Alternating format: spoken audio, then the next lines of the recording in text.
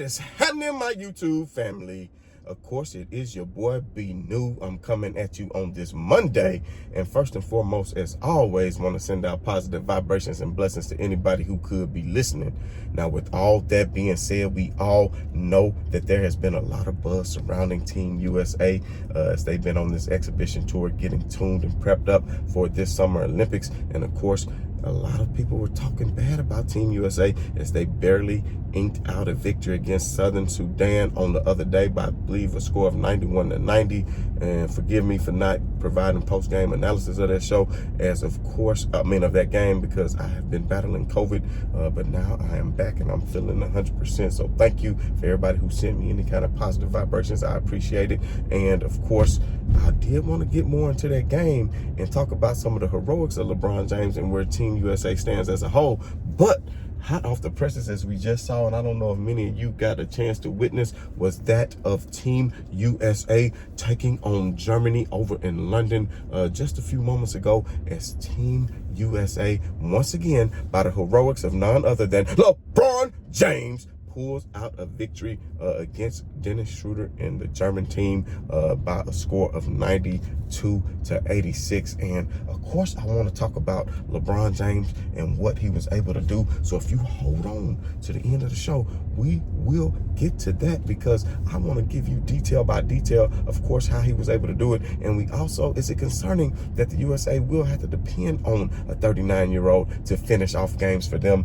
when things get close? And is it concerning that these games are close? And that's something we shall talk about here in just a moment. But before we do, I just want to address all the smooth brain people on the internet and people that's on social media that live and stuck in the past so bad. All the people who actually think that the Dream Team of 1992 would fare any better than what the team is doing right now, currently in international competition. Like, come on, man. Are y'all slow? Do y'all feel? Michael Jordan would have never. Listen, please go back. That's why we got YouTube, y'all. And I know a lot of this stuff is hidden, and it might take you just a little bit more work than what you might want to do. But a lot of those games are available to watch. Go back and watch some of those teams. I'm not talking about even the gold medal game against Croatia in 92. Which that team, and think about it, you watch that and you see how terrible Croatia looked. That was the best they had to offer. And they were Croatia then was far ahead of all the other nations at that time. You understand what I'm telling you? I was alive and there to watch it. Nobody, once they said NBA players was going to play, man, we all knew it was going to be a cupcake walk. Nobody didn't think anything special. The players loved to do it. They had their medals. Magic, Larry, Jordan, Ewing, everybody. I mean, it was a great squad, no doubt. But you mean to tell me people do think, oh, they'll take their same squad against the teams now and think they'll have the same results as they had in 92? Man, come on, man, just stop it. Stop it. Even that team of back then, you didn't even have much prolific three-point shooting. As a matter of fact, y'all's beloved Jordan on that 92 Dream Team, and if you think I'm lying, go look it up, shot the lowest field goal percentage of anybody on the entire team for the Dream Team. Think I'm lying? Look it up. Look it up. And it was below 50%. The point is, the competition that they were playing, the international competition, how many? I want y'all to ask yourself a question. Do the research. And I ain't even gonna deep dive. I might come back and do a show tomorrow and get the actual numbers for y'all lazy people who too lazy to do the research on your own. How many NBA players were on any of those teams that they faced? You had Kukoc. That's about it. I don't think Peja Stojakovic was on any of those teams that I can remember. I don't think Gladi Divac was on any of those teams that I can remember. But if you look at the NBA in 92, how many international players were even in the NBA? And the reason they weren't, because they simply were not good enough and talented enough to make an NBA roster.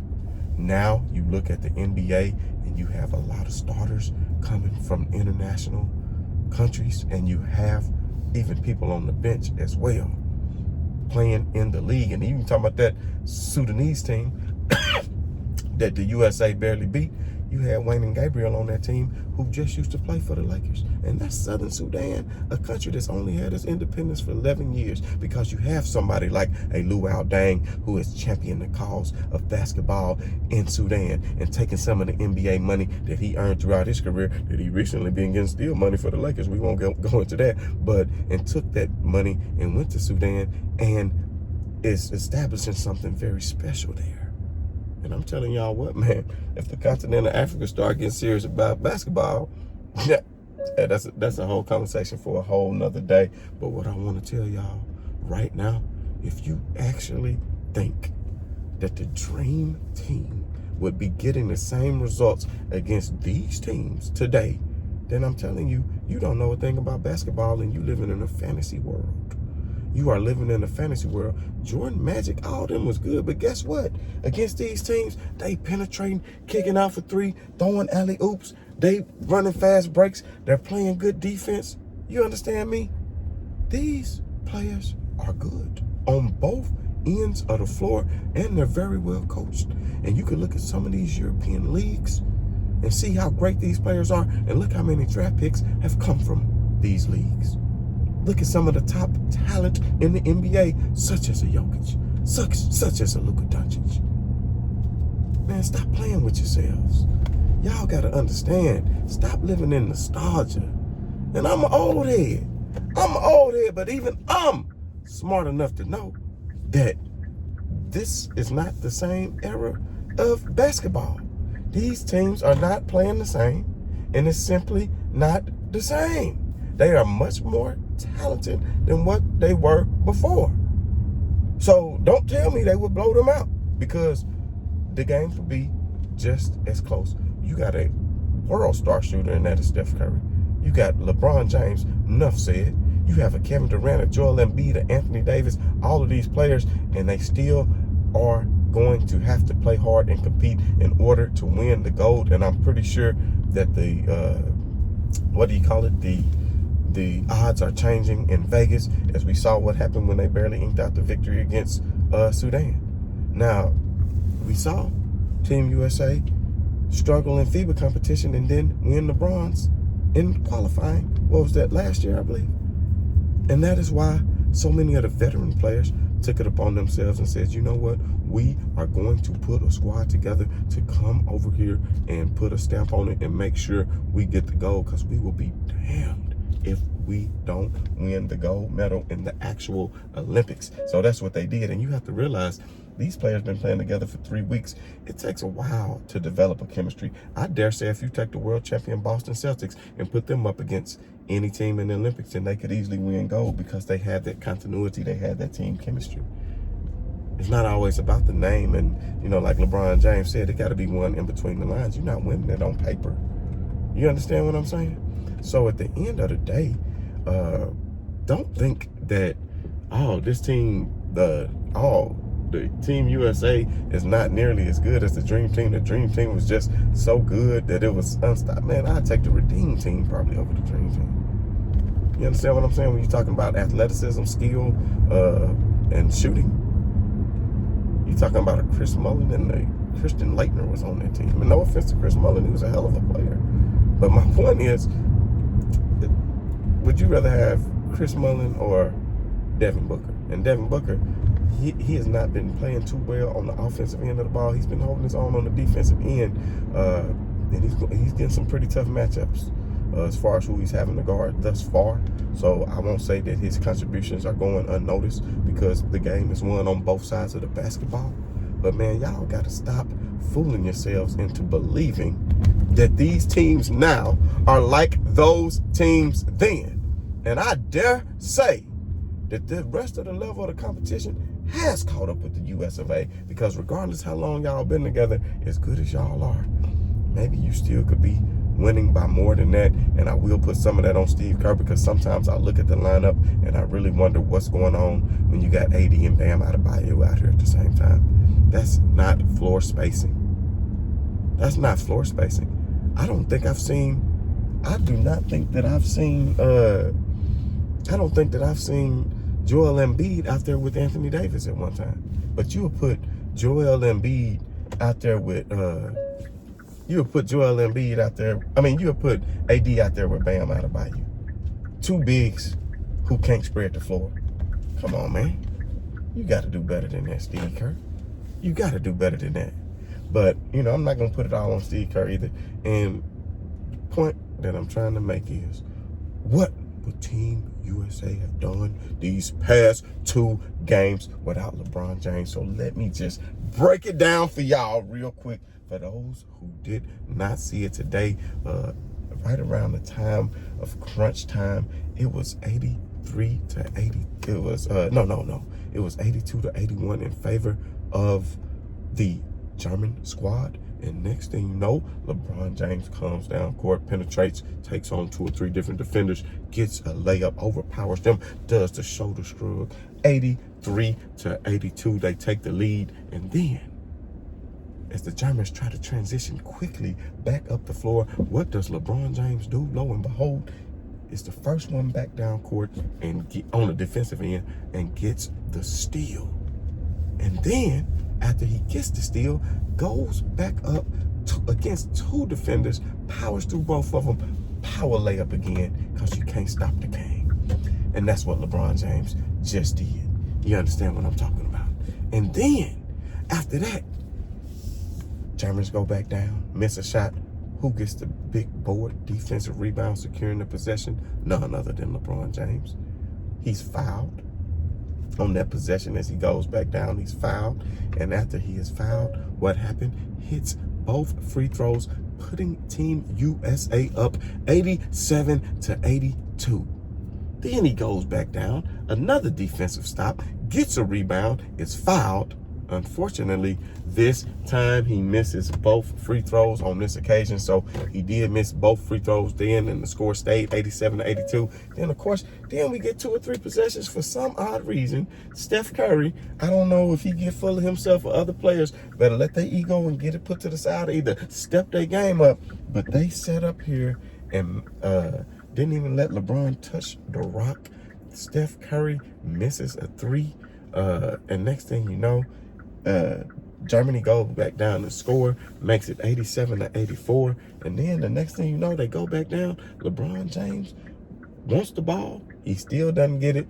You get a possession when Anthony Edwards goes to the hole and ends up turning it over, leading to them scoring again, making it, I think, 87 to 86, making it a very close game once again. So now, luckily, they get a stop. Germans didn't take a lead. They go back down, and what happened? Steph Curry is blocked by Schroeder. You try to take Schroeder off the dribble, and Schroeder playing so hard for his country, he slapped Steph Curry little stuff out of there. And then I started to worry just for a slight second. You understand me? So then, what is it? What is it? They only up by 1. 87 to 86. They go back down. And who hits the clutch? Mind you, he did everything else to put them up 5, 6 points. And then he doesn't touch the ball. You let them cut the lead right back to 1. And boom. Who hits the clutch 3? Who hits the clutch 3 to make it 90 to 86? 90 to 86 when LeBron hits the clutch 3 with 1 minute left in the game. So who not clutch? Hits another clutch 3. Steph missing wide open 3s. LeBron making wide open 3s. Now let's not y'all forget that LeBron James shot a higher percentage from 3-point land than Steph Curry did on last season, but we won't get into that.